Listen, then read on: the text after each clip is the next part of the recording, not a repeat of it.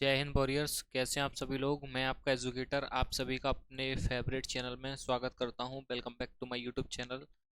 मैं आज आपके साथ में डिस्कस करने जा रहा हूं क्लास 12th के वैद्युत रसायन यानी कि सेकंड चैप्टर वन शॉट। बहुत ही महत्वपूर्ण प्रश्न जो कि आपके एग्जाम के पॉइंट ऑफ व्यू से बहुत ही ज़्यादा इंपॉर्टेंट और हेल्पफुल होने वाले हैं। Got it. एक बार सेशन को शेयर कर दीजिए अपने सभी दोस्तों के पास में। ठीक है भाई। So without wasting any time class को स्टार्ट कर देते हैं और सेशन को शेयर करते चलिएगा साथ ही साथ में, और कमेंट बॉक्स में कमेंट करके बताइएगा कैसा लग रहा है ये सेशन आपको। ठीक है भाई। तो आई होप यहाँ तक बात क्लियर हो गई। ठीक है। एंड एक बार कमेंट बॉक्स में बता देंगे I am audible and visible और not. I am waiting for comment on a comment box. ठीक है। और मैं आपसे ये कहूँगा दोस्तों, keep noting down all the questions in your notebook. और ये जो आपकी पीडीएफ है ना, वो पूरी की पूरी पीडीएफ दोस्तों आपको अपने टेलीग्राम चैनल पर मिल जाएगी और इस वीडियो के डिस्क्रिप्शन बॉक्स में भी मिल जाएगी। आप वहाँ से डाउनलोड कर सकते हैं। ठीक है भाई। चलिए तो स्टार्ट कर लेते हैं। ये देख सकते हैं हमारा 2023 का रिजल्ट है, जिसमें कि काफ़ी बच्चों ने अच्छे मार्क्स अचीव किए हैं। जिसमें अजय भाई आपको नज़र आ रहे हैं, 92 मार्क्स इन्होंने केमिस्ट्री में प्राप्त किए हैं। और भी बहुत से स्टूडेंट हैं। ठीक है। तो आपको भी मेहनत करनी है। 1 मंथ से कम बचा है। ठीक है दोस्तों। समय के पास इतना समय नहीं है कि वो आपको दोबारा समय प्रोवाइड कर सके, दोबारा समय दे सके। इसलिए समय का उपयोग करिए, ना कि समय का दुरुपयोग। ठीक है। चलिए, हमारी पहली हेडिंग है दोस्तों वैद्युत रसायन चैप्टर इलेक्ट्रोकेमिस्ट्री की, वैद्युत रसायन ही। ठीक है। वैद्युत रसायन होता क्या है, आप इस चीज़ को समझिए। देखिए दोस्तों, रसायन विज्ञान की वह शाखा जिसके अंतर्गत विद्युत ऊर्जा, ठीक है, और रासायनिक ऊर्जा एक दूसरे में जो परिवर्तन होता है उसके बारे में हम स्टडी करते हैं, उसके बारे में अध्ययन करते हैं। उसी को दोस्तों हम क्या बोलते हैं, उसी को हम वैद्युत रसायन बोलते हैं। ठीक है। तो यहाँ पे ये दोनों एक दूसरे के रिवर्सेबल होती हैं। ठीक है। यहाँ पे इस चीज़ को समझ सकते हैं आप, जैसे एक दूसरे के रिवर्सेबल। ठीक है। इस तरीके से आप समझ सकते हैं वैद्युत ऊर्जा और रासायनिक ऊर्जा। ठीक है। अब यहाँ पे आपको जो वैद्युत रसायन है, हम दो तरीके से पढ़ेंगे इसको। वैद्युत रसायन को कितने पार्ट में पढ़ेंगे, दो कैटेगरी में मैंने इसको तोड़ा हुआ है। कितनी कैटेगरी में, दो। एक तो चालकता में पढ़ेंगे और एक सेल में। पहले हम चालकता के अंदर बहुत सारी चीज़ें हैं उनको पढ़ते हैं। ठीक है। फिर उसके बाद में सेल के बारे में पढ़ेंगे। ठीक है। तो एक बार कमेंट बॉक्स में बता देंगे यहाँ तक जितने बच्चे जुड़ चुके हैं कि कौन कौन जुड़ चुका है, और सेशन को लाइक कर देंगे। ठीक है। क्लियर है ना पॉइंट, क्लियर है दोस्तों पॉइंट। तो यहाँ पे स्टार्ट करते हैं क्लास को और अच्छी तरीके से। यहाँ पे देख सकते हैं दोस्तों, अब आगे चालकता। ठीक है। चालकता के आधार पर पदार्थ तीन प्रकार के होते हैं दोस्तों। जो पदार्थ होते हैं वो कितने प्रकार के होते हैं आपके, तीन प्रकार के होते हैं। नंबर एक चालक, जो कि आपको पढ़ना है। नंबर दो अचालक और नंबर तीन अर्धचालक। अर्धचालक आपके सिलेबस में है नहीं है, तो ये हमको नहीं पढ़ना है। ठीक है। ये हमको नेगलेक्ट करना है और ये दोनों हमको स्टडी करनी है, चालक और अचालक। चालक क्या होते हैं, वे पदार्थ जो विद्युत धारा का चालन करते हैं, जिनके अंदर मतलब इलेक्ट्रिसिटी बहती है, जिनके अंदर धारा करंट बहता है, वो तो चालक होते हैं। ठीक है। और जिनके अंदर विद्युत धारा का चालन नहीं होता है, यहाँ पे विद्युत धारा नहीं बहती है, वो आपके अचालक कहलाते हैं। ठीक है। तो यहाँ पे इतनी इस बात आपको क्लियर हो गई होगी। देन अगले पॉइंट की ओर मूव करते हैं, वैद्युत अपघट्य। वैद्युत अपघट्य क्या होता है, ऐसे पदार्थ जिसमें विद्युत धारा प्रवाहित करने पर या जल में डालने पर वह अपने आयनों में के रूप में क्या करते हैं, टूट जाते हैं, विद्युत अपघट्य कहलाते हैं। ठीक है। वे पदार्थ जो जलित या गलीय विलयन में विद्युत धारा के सुचालक होते हैं, वे वैद्युत अपघट्य पदार्थ कहलाते हैं। ये भी आप बोल सकते हैं, गलित अवस्था या विलयन की अवस्था में विद्युत धारा का प्रभाव मुक्त आयनों के द्वारा होता है। फॉर एग्जाम्पल के तौर पर मैं इसकी एक डेफिनेशन बता रहा हूँ आपको। क्या, वे पदार्थ जो गलीय या जलीय अवस्था में, वे पदार्थ जो गलीय व जलीय अवस्था में, गलित बोल सकते हैं, गलित व जलीय अवस्था में विद्युत के क्या होते हैं, सुचालक होते हैं, वो विद्युत अपघट्य पदार्थ कहलाते हैं। फॉर एग्जाम्पल, इसमें एग्जाम्पल मैं आपके यहाँ पर लिख दे रहा हूँ, जिससे कि आपके पॉइंट्स क्लियर हो जाएं। थोड़ा सा मैं इसको बड़ा करता हूँ फिर उसको। चलिए, एक तो हो गया जैसे आपका सल्फ्यूरिक एसिड H2SO4, क्लियर है। जैसे हम दूसरा ले सकते हैं इसमें सोडियम हाइड्रोक्साइड, बड़ा फेमस है, NaOH। एक और ले सकते हैं हम इसमें NaCl, जो कि आपका साधारण नमक है। ठीक है। सोडियम क्लोराइड तो इसके अंदर तीन एग्जाम्पल आप ले सकते हैं। ठीक है। जो क्या है, जो कि गलित या जलीय विलयन में विद्युत के, ये तीनों के तीनों क्या होते हैं, सुचालक होते हैं। ठीक है। अब जो विद्युत अपघट्य पदार्थ होते हैं इनको दो टैप्स में, ठीक है, टू टैप्स में डिवाइड किया गया है। कितने टैप्स में दोस्तों, दो प्रकार में, प्रबल विद्युत अपघट्य, दुर्बल विद्युत अपघट्य। कितने प्रकार में दोस्तों, प्रबल विद्युत अपघट्य और दुर्बल विद्युत अपघट्य। अब प्रबल विद्युत अपघट्य होते क्या है, ये आपको समझना है, ध्यान से समझना दोस्तों, बहुत अच्छी तरीके से डिस्कस करूंगा मैं। प्रबल विद्युत अपघट्य पदार्थ वे पदार्थ, ठीक है, या वे वैद्युत अपघट्य पदार्थ जो जलीय विलयन में पूर्ण आयन दर्शाते हैं। वे विद्युत अपघट्य पदार्थ जिसमें विद्युत धारा प्रवाहित करने पर पूर्ण रूप से आयनित हो जाते हैं, वो प्रबल विद्युत अपघट्य कहलाते हैं। यानी कि क्या, ये पूर्ण आयन दर्शाते हैं, यहाँ पे बोल सकते हैं पूर्ण आयन दर्शाते हैं। ये जितने भी एग्जाम्पल हैं, ये प्रबल अम्ल है, प्रबल क्षार है और ये लवण है आपके, ये कोई पूरे के पूरे आपके आयन दर्शाते हैं। जैसे आपका HCl है, HBr है, H2SO4, HNO3, NaOH, KOH, ये OH वाले सब क्षार होते हैं, और ऊपर वाले ये आपके एसिड हैं यानी अम्ल हैं, और नीचे वाले आपके साल्ट हैं, साल्ट यानी कि लवण हैं, ठीक है। ये आपके प्रबल विद्युत अपघट्य हैं। इसकी कुछ छोटी डेफिनेशन बना के मैं दे रहा हूँ, इससे अलग आप लिखना चाहें तो अपनी नोटबुक में लिख सकते हैं। क्या कि वे वैद्युत अपघट्य पदार्थ, क्या कि वे वैद्युत अपघट्य पदार्थ जो जलीय विलयन में पूर्ण आयन दर्शाते हैं, पूर्ण मतलब पूरी तरीके से आयन दर्शाते हैं, वे विद्युत अपघट्य पदार्थ जो जलीय विलयन में पूर्ण आयन दर्शाते हैं, ठीक है, वो प्रबल वैद्युत अपघट्य कहलाते हैं। इतनी बात क्लियर होगी? Got it? ठीक है। अच्छा जो प्रबल वैद्युत अपघट्य पदार्थ होते हैं दोस्तों, उनके लिए वियोजन की कोटि का मान हमेशा एक होता है। तो यहाँ पे हमेशा, यहाँ पे लिख सकते हैं वियोजन, वियोजन की कोटि का मान के लिए हमेशा वियोजन की कोटि का मान दोस्तों एक होता है, एक होता है। इतनी बात क्लियर है भाई? मतलब प्रबल विद्युत अपघट्य पदार्थों के लिए वियोजन की कोटि का मान क्या होता है, पेपर में पूछा गया है MCQ में, ठीक है। तो आप इस पर टिक करेंगे, किस पे? एक होता है। यहाँ पे इतनी बात क्लियर होगी। अगले मूव करते हैं, नंबर 2, दुर्बल विद्युत अपघट्य। दुर्बल विद्युत अपघट्य पदार्थ क्या होते हैं? ये इसमें उल्टा होता है, यानी कि वे वैद्युत अपघट्य पदार्थ जो जलीय विलयन में आंशिक रूप से आयन दर्शाते हैं। वो तो पूर्ण रूप से आयन दर्शाते थे, ये आंशिक रूप से आयन दर्शाते हैं। इसकी एक और डेफिनेशन आपके सामने लिख रही है, क्या है कि ऐसे पदार्थ जिसमें विद्युत धारा प्रवाहित करने पर वह पूर्ण रूप से आयनित नहीं होते हैं। नहीं, पूर्ण रूप से आयनित नहीं होंगे, आयनित पर पूरे रूप से नहीं होंगे, आंशिक रूप से होंगे, कम रूप में होंगे, वो आपके दुर्बल विद्युत अपघट्य। कौन से दोस्तों? दुर्बल विद्युत अपघट्य कहलाते हैं। दूसरी डेफिनेशन में क्या बोल रहा था, उसको भी लिख सकते हैं आप। क्या कि वे वैद्युत अपघट्य पदार्थ, क्या कि वे वैद्युत अपघट्य पदार्थ जो जलीय विलयन में आंशिक रूप से, वे वैद्युत अपघट्य पदार्थ जो जलीय विलयन में आंशिक रूप से आयन दर्शाते हैं, ठीक है, ये आंशिक रूप से आयन देते हैं, वे दुर्बल विद्युत अपघट्य पदार्थ, ठीक है, वे दुर्बल विद्युत अपघट्य पदार्थ कहलाते हैं। अच्छा, जो दुर्बल विद्युत प्रबल विद्युत अपघट्य थे, उसके लिए वियोजन की कोटि का मान कितना होता था दोस्तों? एक होता है। और यहाँ पे वियोजन की कोटि का मान जो होता है वहाँ एक, यहाँ पे दुर्बल विद्युत अपघट्य में एक से कम होता है, यहाँ पे ध्यान रखना। तो यहाँ पे इस चीज को आप लिख लेंगे, वियोजन की कोटि का मान, ठीक है, वियोजन की कोटि का मान दोस्तों क्या होता है? एक से कम। कितना भी हो सकता है पर एक से कम ही रहेगा। इतनी चीज क्लियर है यहाँ पे? यानी कि प्रबल विद्युत अपघट्य में वियोजन की कोटि का मान एक होता था, और दुर्बल विद्युत अपघट्य में वियोजन की कोटि का मान एक से कम होता है। अब फॉर एग्जांपल, कौन कौन से एसिड हैं और कौन कौन से बेस हैं, यानी कौन कौन से क्षार हैं? CH3COOH, ये किसके अंतर्गत आता है? दुर्बल विद्युत अपघट्य के अंतर्गत। MgOH का होल ट्वाइस, NH4OH और NH3, ये सभी के सभी किसके अंतर्गत आते हैं? आपके दुर्बल विद्युत अपघट्य। ये क्या है? क्षार हैं, OH, ठीक है। आइए, बहुत सिंपल सा है।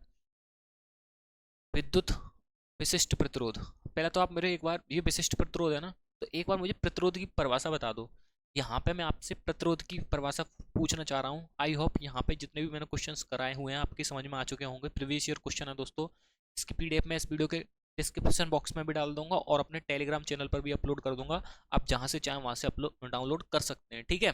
और आप नोट भी नोट कर सकते हैं, ठीक है। And keep noting down all the questions in your notebook, and I hope this question is clear, ठीक है। And let's move on to the next slide, next question. पहले इससे पहले मेरे एक सवाल है, प्रतिरोध क्या होता है दोस्तों? प्रतिरोध, प्रतिरोध, ठीक है। एक बार इसका मुझे आंसर बताओ, एक बार मुझे इसका आंसर बताओ। चलिए यहीं पे थोड़ा सा देख लेते हैं, मैं यहीं पूछ रहा हूँ, ठीक है, ठीक है, यहीं पे पूछ लेता हूँ मैं। यहाँ पे ही लिख लेते हैं, हम हेडिंग बना लेते हैं अपनी, प्रतिरोध। तो हमारी क्या हेडिंग? प्रतिरोध। प्रतिरोध क्या है? आई एम वेटिंग फॉर कमेंट। जल्दी से बता दीजिए दोस्तों, प्रतिरोध है क्या? देखिए दोस्तों, मतलब जो धारा के प्रवाह में अवरोध जो उत्पन्न होता है, ठीक है, धारा के प्रवाह में उत्पन्न अवरोध। तो यहाँ पे मैं लिख दे रहा हूँ, धारा के प्रवाह, धारा के प्रवाह में उत्पन्न अवरोध। जो अवरोध उत्पन्न होता है रुकावट उत्पन्न, ठीक है, उत्पन्न अवरोध,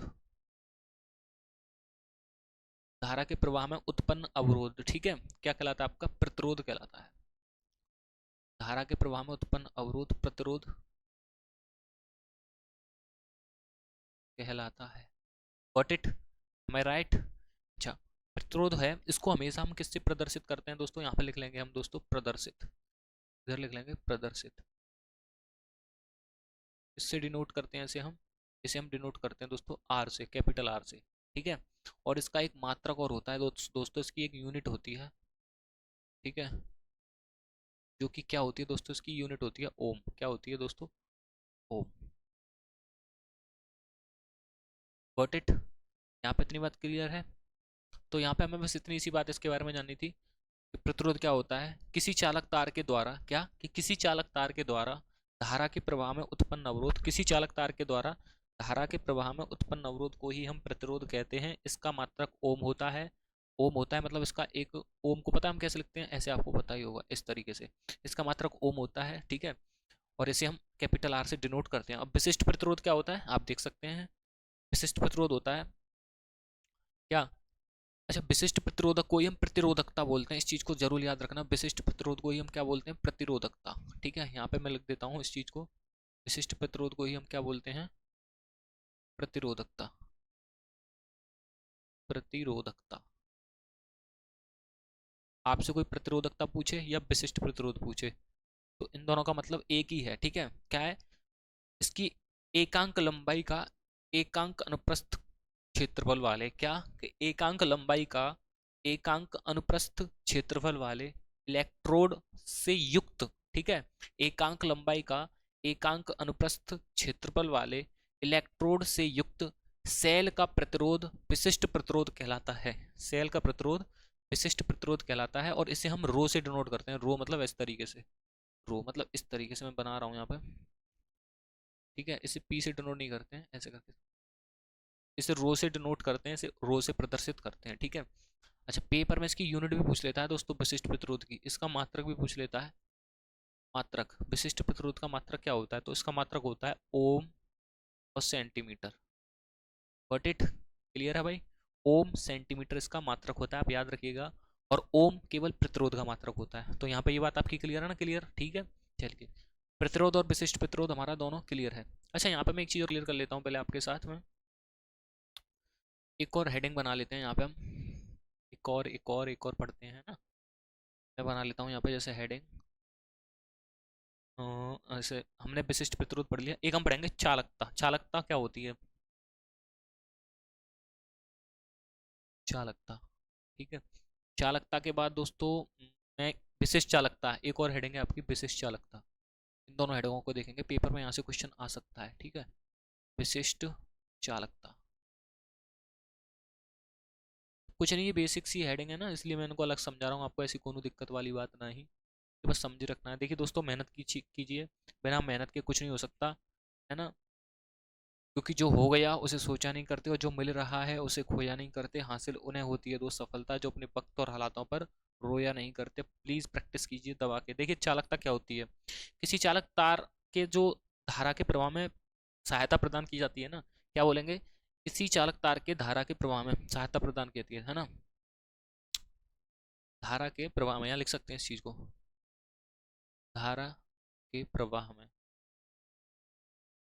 ठीक है। यहाँ पे मैं धारा के प्रवाह में, अरे भाई, धारा के प्रवाह में, इसको रफ करते हैं थोड़ा।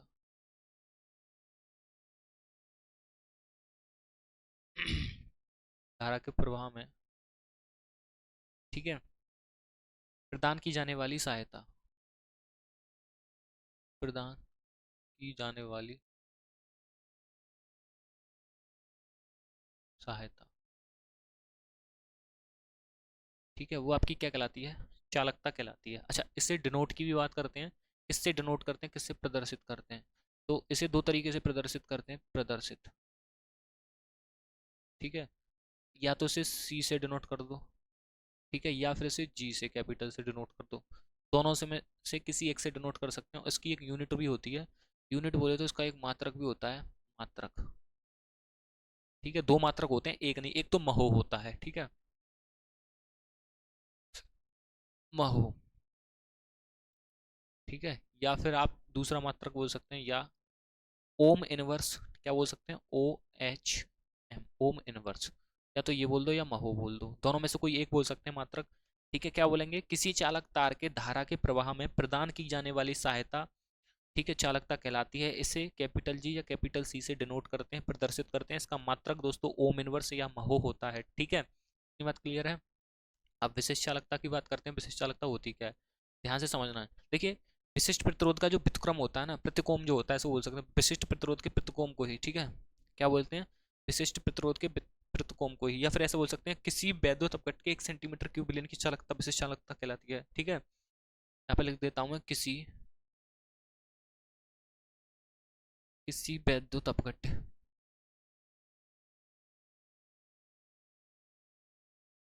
किसी वैद्युत अपघट 1 सेंटीमीटर क्यूब, ठीक है, बिलियन की चालकता, बिलियन की चालकता, ठीक है, बिलियन की चालकता विशिष्ट चालकता कहलाती है।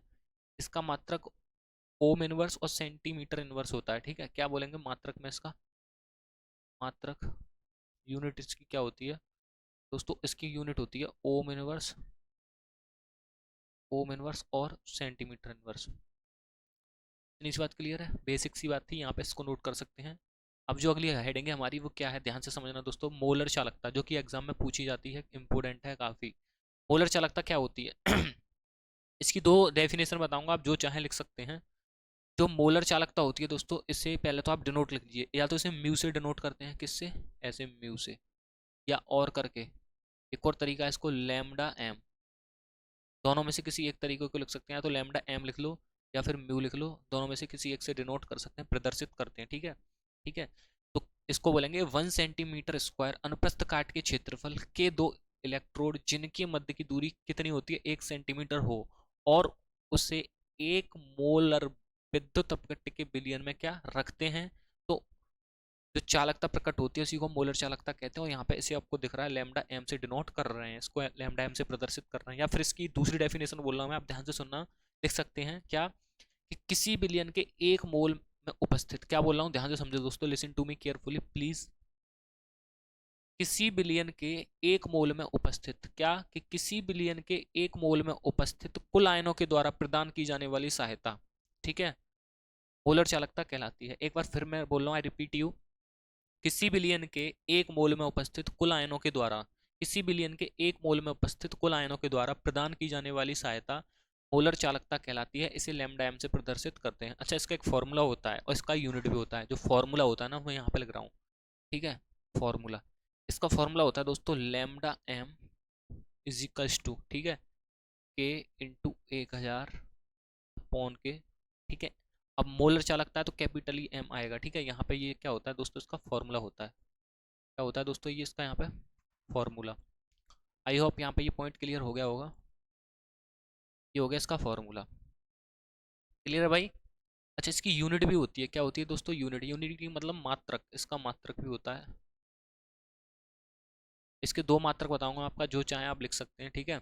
चलिए, इसका मात्रक ओम इनवर्स और सेंटीमीटर स्क्वायर मोल इनवर्स होता है। क्या बोलेंगे, ओम इनवर्स, सेंटीमीटर स्क्वायर और मोल इनवर्स, मोल इनवर्स, एक तो ये मात्रक होता है, और इसका ऐसा ही दूसरा मात्रक बोल सकते हैं, ठीक है।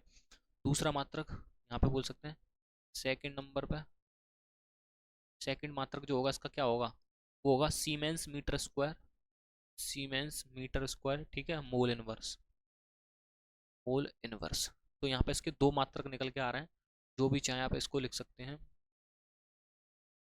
ठीक है ना भाई। मैं आपको यहाँ पे बता दे रहा हूँ ये क्या क्या चीज़ें हैं, है ना। यहाँ पे दोस्तों ये जो के है, आपको के नजर आ रहा है, आप कहेंगे के क्या है दोस्तों, बिलियन की विशिष्ट चालकता, क्या है, के यहाँ पे बिलियन की विशिष्ट चालकता है। और एम यहाँ पे ये क्या है, एम बिलियन की मोलरता है, क्या है दोस्तों, एम बिलियन की मोलरता है, के बिलियन की विशिष्ट चालकता, एम बिलियन की मोलरता, ठीक है। और लैम्डा एम तो है ही, लैम्डा एम मतलब मोलर चालकता, ठीक है। यहाँ पे इतनी बात क्लियर है। I hope this point is clear, and let's move on to the next question, जो कि आपके लिए बोर्ड एग्जाम के लिए बहुत ज़्यादा इंपॉर्टेंट होने वाला है। तुल्यांकी चालकता या तुल्यांक चालकता, काफ़ी बार एग्जाम में पूछा गया है दोस्तों, इंपॉर्टेंट है आपके एग्जाम के पॉइंट ऑफ व्यू से। ठीक है, पढ़िए दोस्तों, बिना पढ़े कुछ नहीं हो सकता है ना। जब तक आप नहीं पढ़ेंगे, जब तक आप कुछ नहीं करेंगे, तब तक कुछ नहीं हो सकता है। क्योंकि हारता वो है जो दोस्तों शिकायत बार बार करता है। क्या?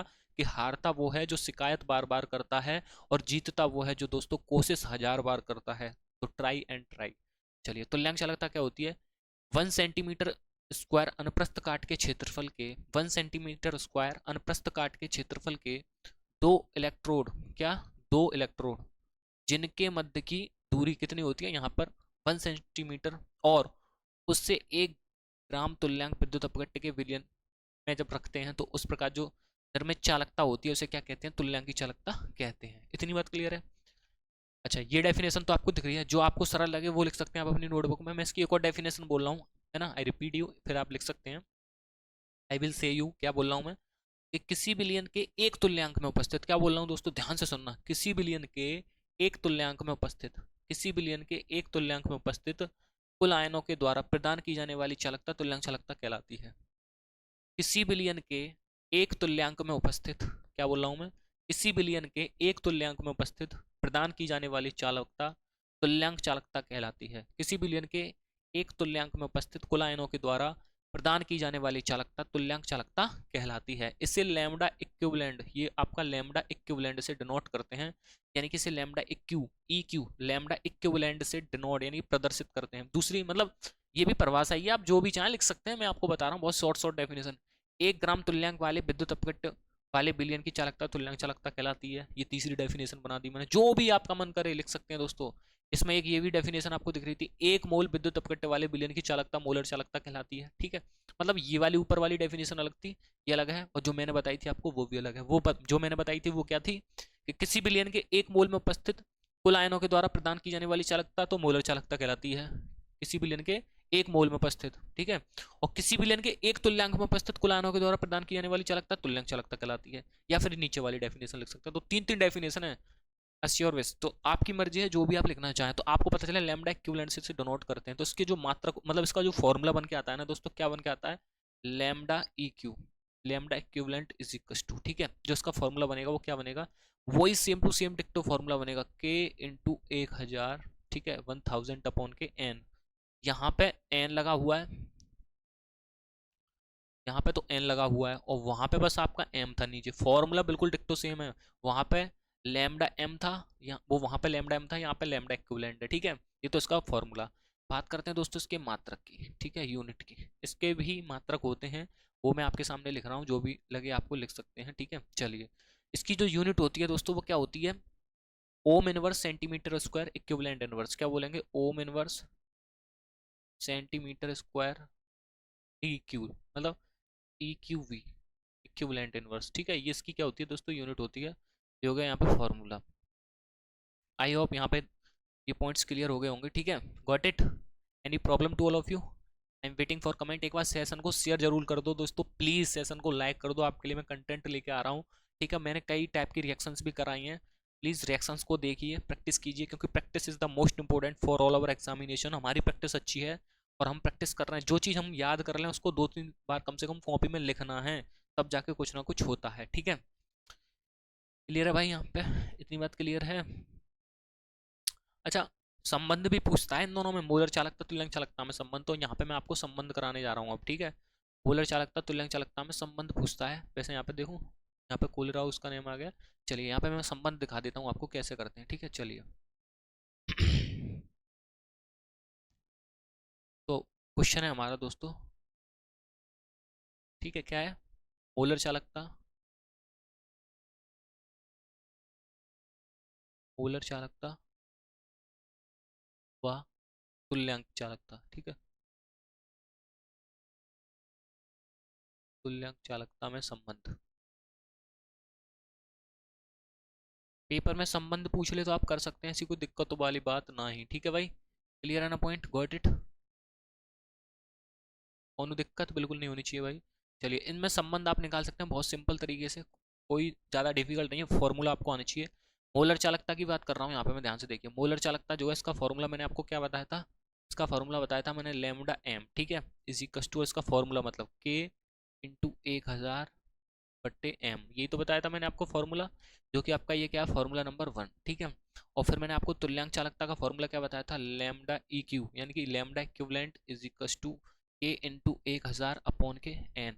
अच्छा, जो यहाँ पे एन है, ये वाली एन, यहाँ पे जो एन है ना, ये क्या है, नॉर्मल था, ठीक है। क्या है, आप इस चीज को लिख सकते हैं, नॉर्मल था।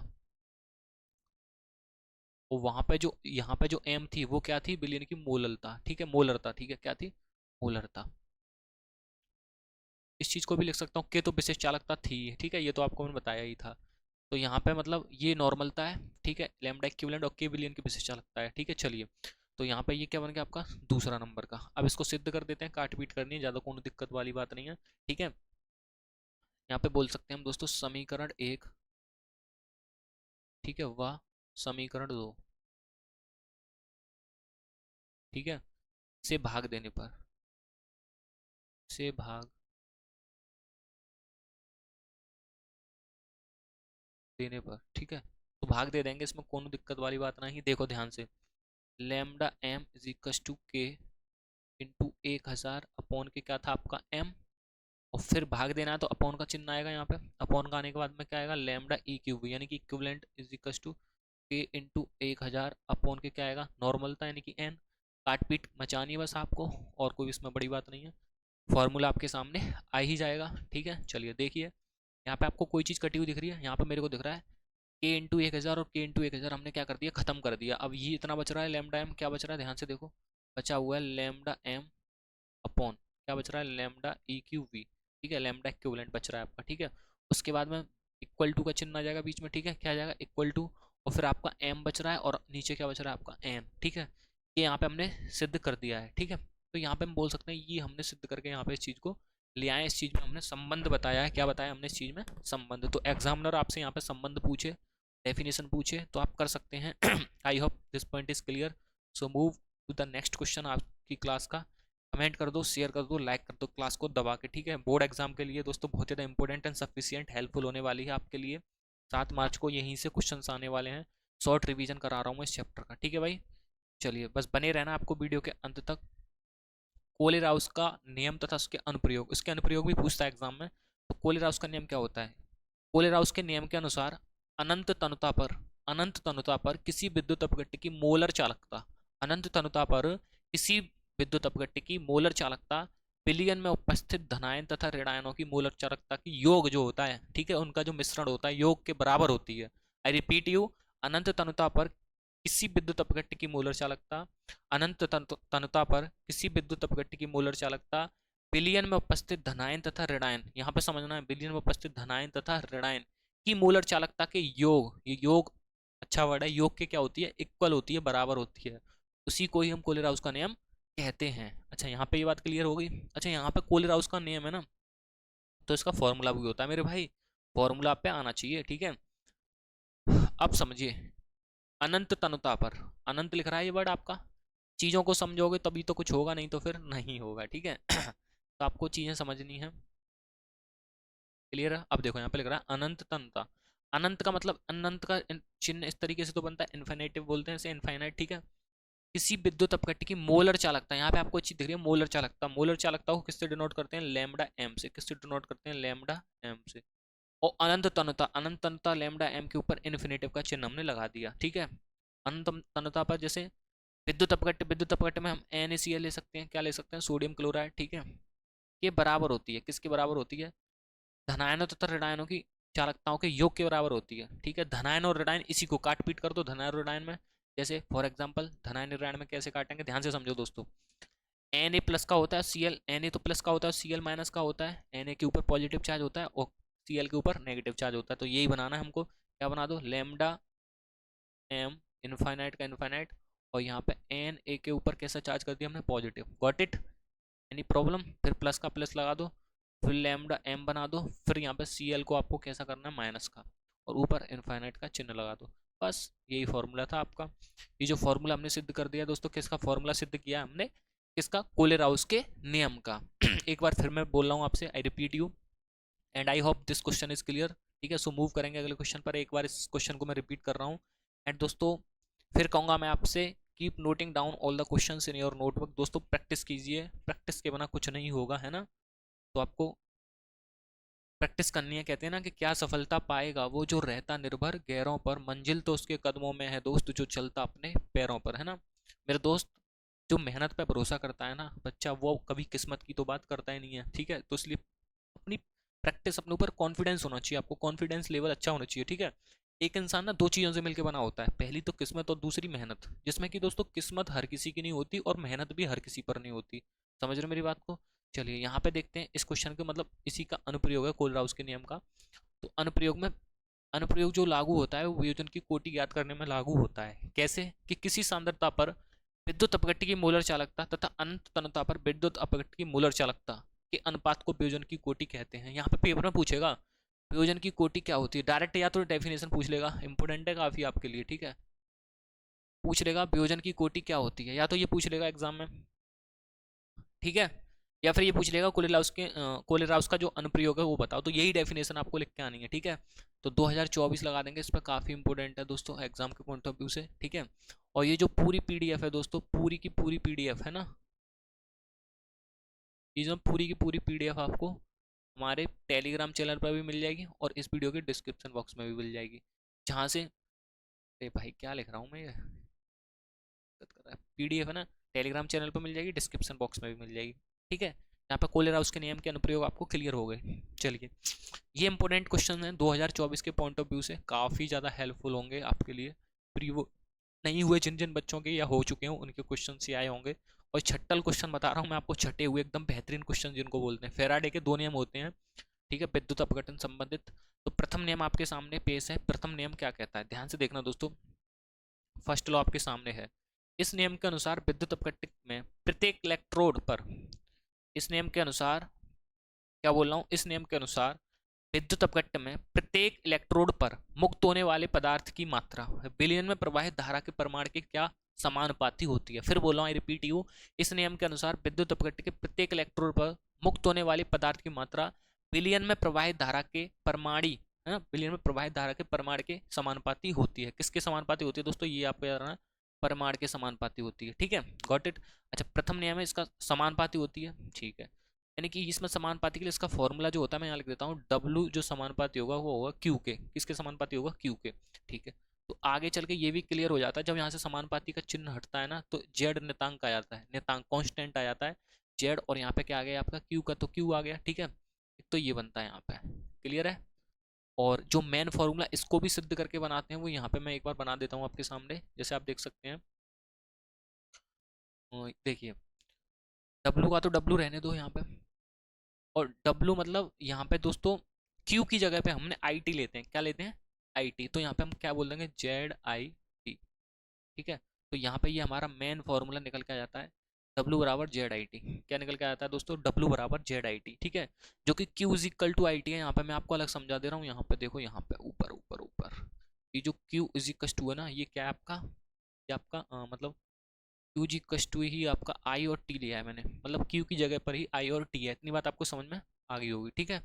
चलिए, और जेड रासायनिक तुल्यांक स्थिरांक है। जेड जो ये क्या है आपका, ये वाला जेड क्या है, रासायनिक तुल्यांक स्थिरांक, क्या बोलेंगे, रासायनिक तुल्यांक स्थिरांक। तो ये इसका फॉर्मूला आप लिख सकते हैं। तो दूसरा नियम आपका क्या है, ये देख सकते हैं, दूसरा लॉ आपके स्क्रीन पर लग चुका है, काफी इंपॉर्टेंट है, फैराडे के नियम एग्जाम में पूछे जाते हैं, ठीक है। चलिए ध्यान से समझिए दोस्तों, इस नियम के अनुसार जब विद्युत धारा की समान मात्रा विभिन्न विद्युत अपघट्य में प्रवाहित होती है, क्या कि इस नियम के अनुसार जब विद्युत धारा की समान मात्रा, यहाँ पे इस पॉइंट को याद कर लीजिएगा, विद्युत धारा की कैसी मात्रा, समान मात्रा विभिन्न, और एक यहाँ पे विभिन्न विद्युत अपघट्य में क्या होती है दोस्तों, प्रवाहित होती है, ठीक है।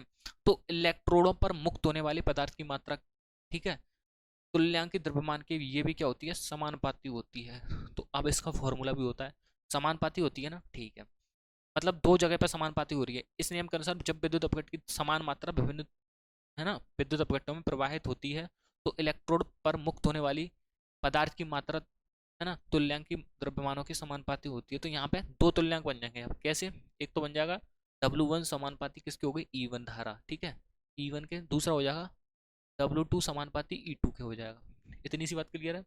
उसके बाद में दोस्तों यहाँ पे ये फॉर्मूला निकल के आ जाएगा, क्या, अच्छा फॉर्मूला कैसे बोल देंगे, जैसे हम बोल देंगे आगे W1 अपॉन के W2, ठीक है, और आगे बोलेंगे इसको E1 अपॉन के E2।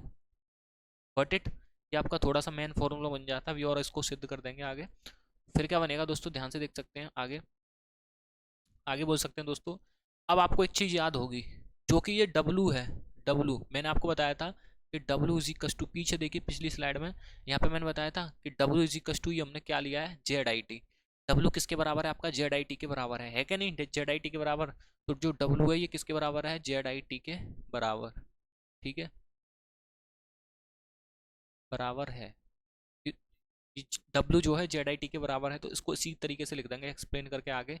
जो W की जगह पे ZIT लिख दिया हमने, और ये यहाँ पे, ठीक है, ये 1 नंबर बना दिया, और ये ZI और T ये दूसरा नंबर बना, क्योंकि एक दो यहाँ पे लिख रहा है तो दो यहाँ पे लगा दिया, एक यहाँ पे लिख रहा था तो हमने एक यहाँ पे लगा दिया, इज इक्वल टू, ये E1 और E2 है ना, तो ये यूं ही का यूं ही आ जाएगा आपके सामने, E1 और E2।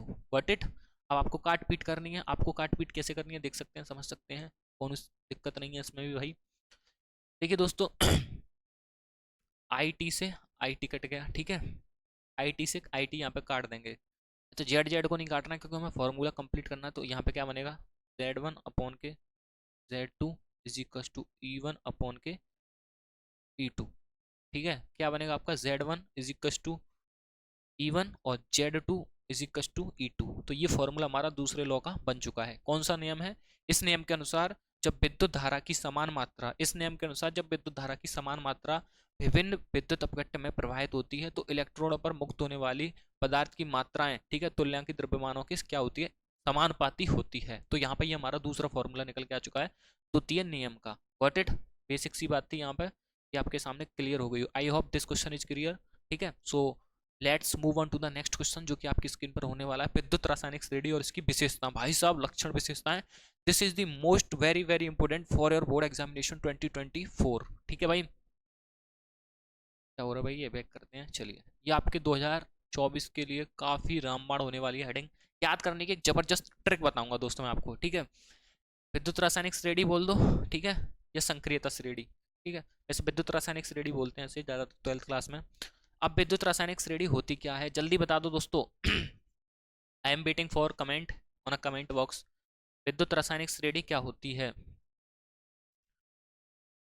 विद्युत रासायनिक श्रेणी क्या होती है। देखिए दोस्तों, ऐसी श्रेणी जिसके तत्वों को मानक अपचयन विभव के कैसे बढ़ते हुए क्रम में रखते हैं, ऐसी श्रेणी जिसके तत्वों को मानक अपचयन विभव के बढ़ते हुए क्रम में रखते हैं, वो विद्युत रासायनिक श्रेणी कहलाती है। या धात्विक व अधात्विक तत्वों को उनके मानक इलेक्ट्रोड के क्रम में रखने से एक श्रेणी जो मिलती है, उसको भी हम विद्युत रासायनिक श्रेणी या फिर संक्रियता श्रेणी कहते हैं, जो कि आपकी विद्युत रासायनिक श्रेणी या संक्रियता श्रेणी, ठीक है। आपकी स्क्रीन पर ये डेफिनेशन दिख रही है।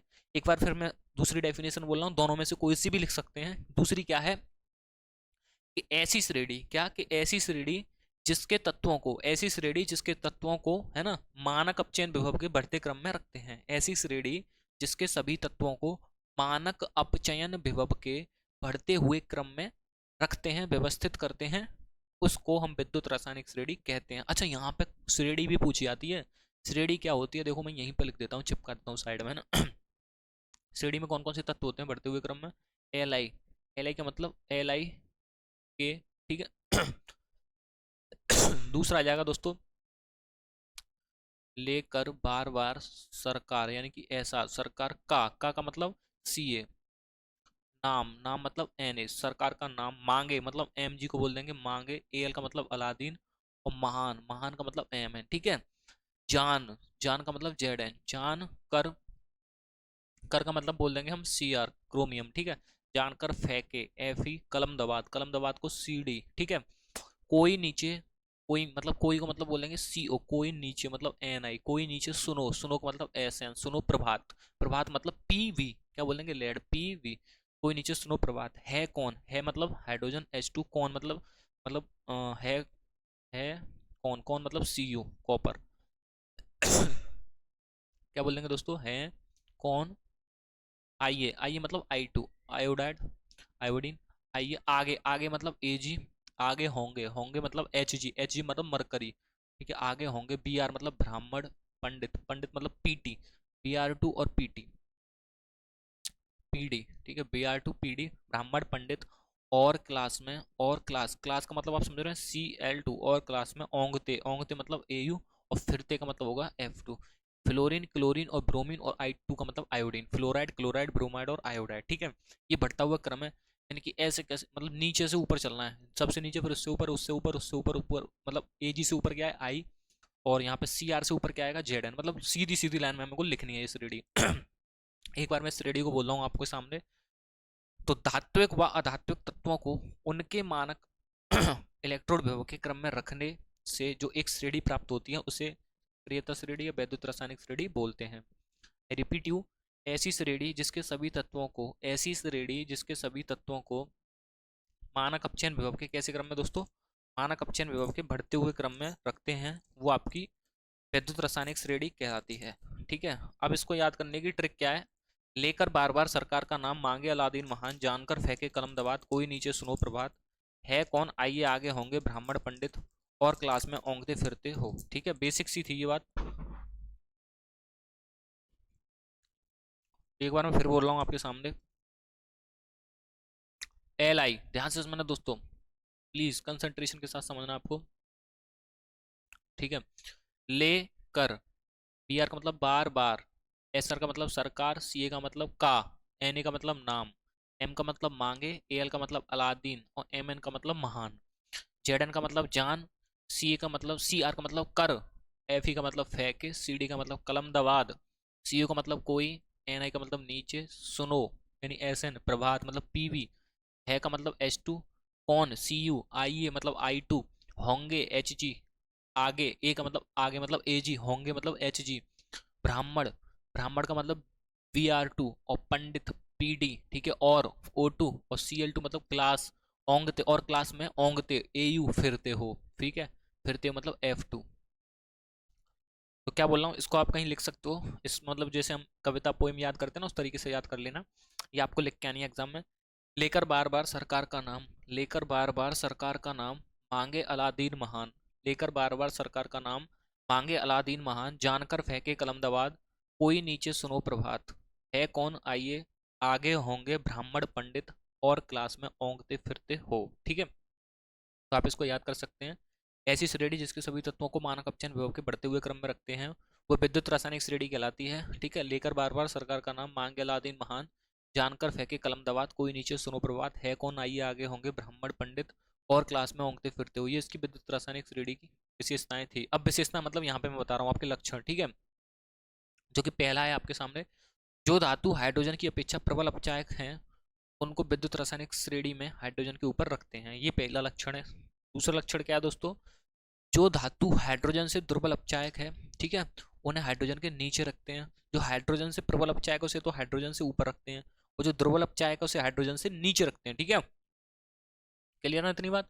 तीसरा लक्षण क्या है, ध्यान से समझिएगा, ऐसी श्रेणी, इस श्रेणी में क्या, इस श्रेणी में हाइड्रोजन का मानक अपचयन विभव 0 वोल्ट माना जाता है, इस चीज को याद रखना, 0 वोल्ट माना जाता है। ठीक है, कौन सा विभव, मानक अपचयन विभव। ठीक है, चौथा लक्षण क्या है, ध्यान से समझना दोस्तों, लिसन टू मी केयरफुली, इस श्रेणी में प्रबल धातु दुर्बल धातु को उसके विलयन से क्या कर देती है, विस्थापित कर देती है, मतलब प्रबल धातु दुर्बल धातु को उसके विलयन में से विस्थापित कर देती है। ठीक है, ये इसके 5 लक्षण है और 4 लक्षण है इसके। ठीक है, तो अब इसकी विशेषताएं मैं आपको बता देता हूँ। मतलब श्रेणी में ऊपर से नीचे जाने पर इलेक्ट्रॉन त्यागने की प्रवृत्ति घटती है। ठीक है, पहली विशेषता तो ये होगी, श्रेणी में ऊपर से नीचे जाने पर इलेक्ट्रॉन त्यागने की प्रवृत्ति घटती है। दूसरे शब्दों में अपचयन प्रवृत्ति भी घटती है। ठीक है, ये होगी पहली विशेषता। दूसरी विशेषता क्या होगी, श्रेणी में ऊपर से नीचे जाने पर इलेक्ट्रॉन त्यागने की प्रवृत्ति तो घटती है ना, और दूसरी विशेषता है श्रेणी में ऊपर से नीचे जाने पर इलेक्ट्रॉन ग्रहण करने की, वहां त्यागने की घट रही थी, यहाँ पे इलेक्ट्रॉन ग्रहण करने की प्रवृत्ति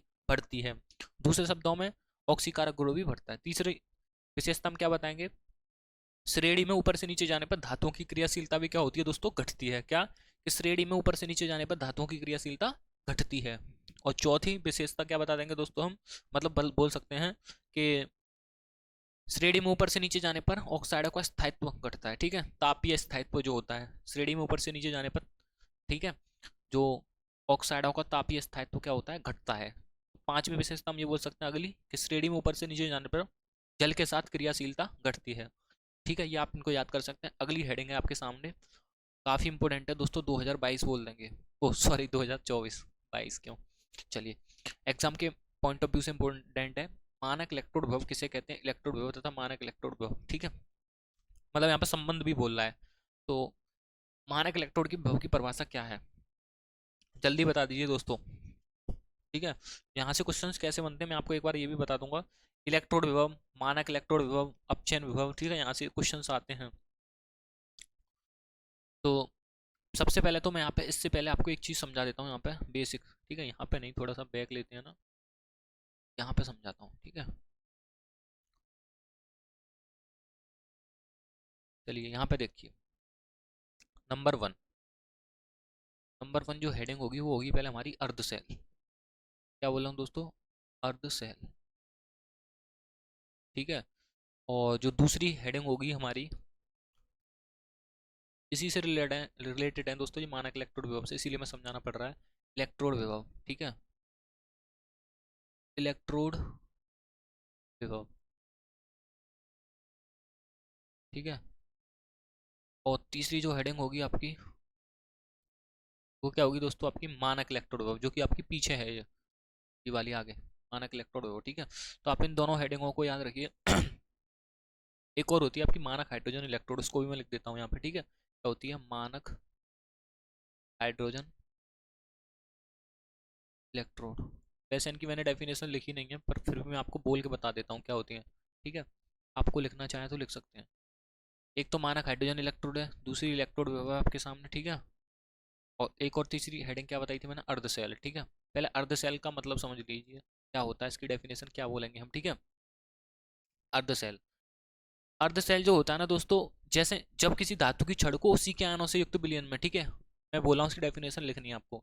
जब किसी धातु की छड़ को, क्या, कि जब किसी धातु की छड़ को उसी के आयनों से युक्त विलयन में डुबोया जाता है, ठीक है, तो इस प्रकार निर्मित सेल अर्ध सेल कहलाता है। इस प्रकार निर्मित सेल अर्ध सेल कहलाता है। आई रिपीट यू, जब किसी धातु की छड़ को, जब किसी धातु की छड़ को उसी के आयनों से युक्त विलयन में डुबोया जाता है, तो ठीक है, तो इस प्रकार निर्मित सेल अर्ध सेल कहलाता है। दूसरी डेफिनेशन क्या थी दोस्तों इलेक्ट्रोड विभव की, कि जब किसी धातु की छड़ को उसी के आयनों से युक्त विलयन में डुबोया जाता है, तो छड़ व विलयन के मध्य में एक विभवांतर उत्पन्न होता है, उसी को हम इलेक्ट्रोड विभव कहते हैं। दोनों में छोटा सा अंतर है, क्या, कि जब किसी धातु की छड़ को उसी के आयनों से युक्त विलयन में डुबोते हैं तो इस प्रकार निर्मित सेल अर्ध सेल कहलाता है, ठीक है। जब किसी धातु की छड़ को उसी के आयनों से युक्त विलयन में डुबोते हैं तो छड़ व विलयन के मध्य में एक विभवांतर उत्पन्न होता है। जब किसी धातु की छड़ को उसी के आयनों से युक्त विलयन में डुबोते हैं तो छड़ व विलयन के मध्य में एक विभवांतर उत्पन्न होता है दोस्तों, उसी को ही हम इलेक्ट्रोड विभव कहते हैं। और इलेक्ट्रोड विभव जो होता है दोस्तों, हम इसे ई से डिनोट करते हैं, किसे, ई से, ठीक है। और इसका मात्रक जो होता है इलेक्ट्रोड विभव का मात्रक, ठीक है, याद रख लेना, मात्रक जो होता है वोल्ट होता है। क्या होता है दोस्तों, वोल्ट, ठीक है। गॉट इट, इतनी बात क्लियर है। और मानक हाइड्रोजन इलेक्ट्रोड है ना, इसका भी मात्रक वोल्ट होता है, मात्रक क्या होता है इसका, वोल्ट, ठीक है। इसको भी हम ई से डिनोट करते हैं, ठीक है, क्लियर है, गॉट इट। तो अब मानक इलेक्ट्रोड विभव की, ओ मानक हाइड्रोजन इलेक्ट्रोड की क्या परिभाषा होगी, ये मैंने गलत बता दिया, ये मानक इलेक्ट्रोड वेब से डिनोट इसको नहीं करेंगे, ठीक है, इसका इसका यूनिट वगैरह नहीं करेंगे। चलिए मैं इसकी डेफिनेशन बता देता हूँ आपको मानक हाइड्रोजन इलेक्ट्रोड की। एक हाइड्रोजन को एक वायुमंडलीय दाब, क्या, कि एक हाइड्रोजन को एक वायुमंडलीय दाब, एक हाइड्रोजन को एक वायुमंडलीय दाब व प्लेटिनम की छड़ पर, व प्लेटिनम की छड़ पर अधिशोषित करा के, व प्लेटिनम की छड़ पर अधिशोषित करा के एक मोल हाइड्रोजन आयन युक्त, एक मोल हाइड्रोजन आयन युक्त विलयन में डुबोया जाता है, ठीक है, एक मोल हाइड्रोजन युक्त विलयन में डुबोया जाता है, ठीक है। तो इस प्रकार निर्मित इलेक्ट्रोड को हम मानक इलेक्ट्रोड, मानक हाइड्रोजन इलेक्ट्रोड कहते हैं, ठीक है, इतनी बात क्लियर है। फिर मैं एक बार पूरी बोल रहा हूँ डेफिनेशन। एक हाइड्रोजन को एक वायुमंडलीय दाब पर प्लेटिनम की छड़ पर अधिशोषित करा के एक मोल हाइड्रोजन आयन युक्त विलयन में डुबोया जाता है, ठीक है। तो इस प्रकार निर्मित इलेक्ट्रोड को मानक हाइड्रोजन इलेक्ट्रोड कहते हैं, ठीक है। यहाँ पे इतनी बात, तीनों डेफिनेशन क्लियर हो गई, ठीक है। अब जो हमारी हेडिंग थी मानक हाइड्रोजन इलेक्ट्रोड विभव, ठीक है, ये आपको याद करनी है क्या है।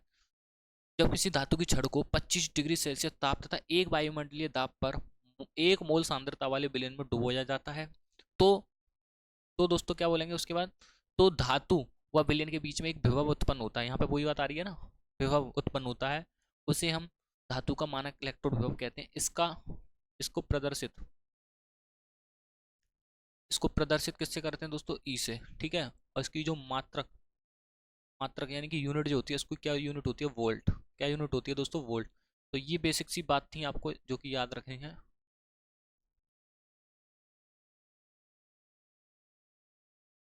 ठीक है। तो ये दोस्तों एक नष्ट समीकरण और होता है, उसको आप पेपर में याद कर लीजिएगा, वो मैंने स्लाइड में लगाया नहीं है, ठीक है। नष्ट समीकरण काफ़ी इंपॉर्टेंट है आपके एग्जाम के पॉइंट ऑफ व्यू से, उसकी डेफिनेशन आप अपने मॉडल पेपर या बुक से याद कर सकते हैं। तो दोस्तों यहाँ पे मैंने ये आपके साथ में डिस्कस की है क्लास, ठीक है। I hope you like today class and like, comment and share, stay connected next class दोस्तों, ठीक है। तो कैसी लगी दोस्तों ये वीडियो आपको, कमेंट करके जरूर बताइए मेरे को, ठीक है भाई। कमेंट करके जरूर बता दीजिए दोस्तों कैसी लगी ये वीडियो आपको। आई am waiting for comment, I am waiting for comment, ठीक है। कहते हैं ना दोस्तों, दो लाइन आपके लिए, कि तारों में अकेला चांद जगमगाता है, मुश्किलों में अकेला इंसान डगमगाता है, कांटों से घबराना मत मेरे दोस्त, क्योंकि कांटों में ही अकेला एक गुलाब मुस्कुराता है। तो मुस्कुराए रहना है, पेपर आ रहे हैं आपके, टाइम कम है, और मैं chapter wise one shot video आपके लिए इसी प्रकार लेते आऊँगा, ठीक है, जो कि आपको प्रैक्टिस करनी है अच्छी तरीके से दबा के, ठीक है। तो मिलते हैं फिर दोस्तों नेक्स्ट लेक्चर में, तब तक के लिए जय हिंद, जय श्री राम, जय Shri Parshuram. Take care, bye bye, love you to all my YouTube family.